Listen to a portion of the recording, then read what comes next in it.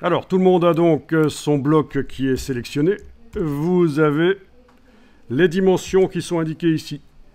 Alors, bien sûr, vous n'avez pas la même chose que moi. Bon, mais vous allez pouvoir éventuellement modifier ça si vous voulez. Alors, de manière arbitraire, je choisis là de mettre 120 en largeur. Oui, c'est un L minuscule ici, c'est pas un I. 120 mm. Est-ce que tout le monde est en millimètres au fait? Ouais. Parfait.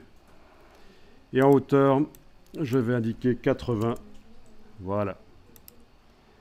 Ça va, vous avez tapé 120 et puis 80.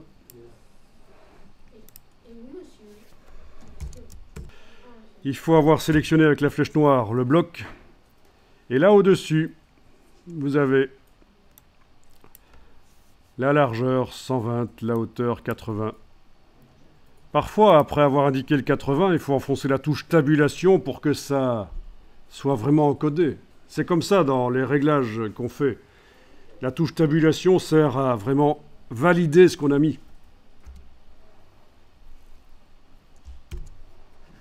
Voilà. Donc j'imagine que là, tout le monde a le bloc qui a à peu près ses proportions, comme chez moi. Par contre, la position du bloc n'est pas nécessairement la même. La position, c'est le réglage d'à côté. Alors, la position du bloc, c'est le X et Y. La distance. La distance par rapport à quoi? Mais regardez, est-ce que vous voyez les règles qui apparaissent sur le bord?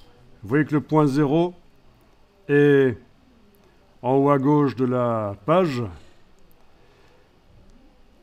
pour les deux règles. On est d'accord?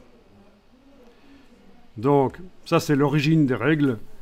Et les distances qu'on voit là, c'est la distance par rapport à ce point 0.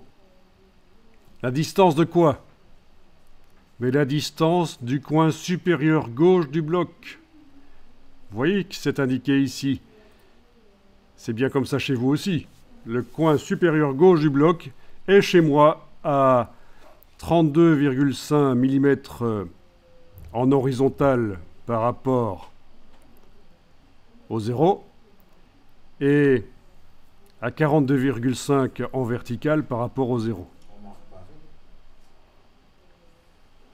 Alors, on va arbitrairement placer ça. Je vais décider de valeur ici. Vous pouvez taper 30 et 40. Voilà. Alors, en réalité, pour la suite de l'explication, vous n'aviez pas besoin d'avoir exactement le bloc placé au même endroit que moi. Mais enfin, vous avez pu comprendre comment on modifie les dimensions d'un bloc et comment on le positionne précisément. Voilà. Alors, on va enregistrer le document. Vous allez créer un dossier pour aujourd'hui. Donc, sur le bureau de l'ordinateur, vous allez créer un dossier pour aujourd'hui. Et c'est là-dedans qu'on va enregistrer le document. Donc, fichier enregistré sous. Et vous voyagez jusqu'au dossier que vous avez créé. Ou alors, dans la boîte d'enregistrer sous, vous utilisez le bouton Nouveau document pour créer le nouveau dossier, plutôt. Nouveau dossier. Pour créer le nouveau dossier dans la boîte enregistrée sous. C'est vous qui gérez. Là, ça devient de l'utilisation de l'ordinateur. Vous devez être capable de gérer l'enregistrement de fichiers. Alors, je vais de manière assez simple l'appeler ici premier document. Et je vais mettre à la fin un numéro 01.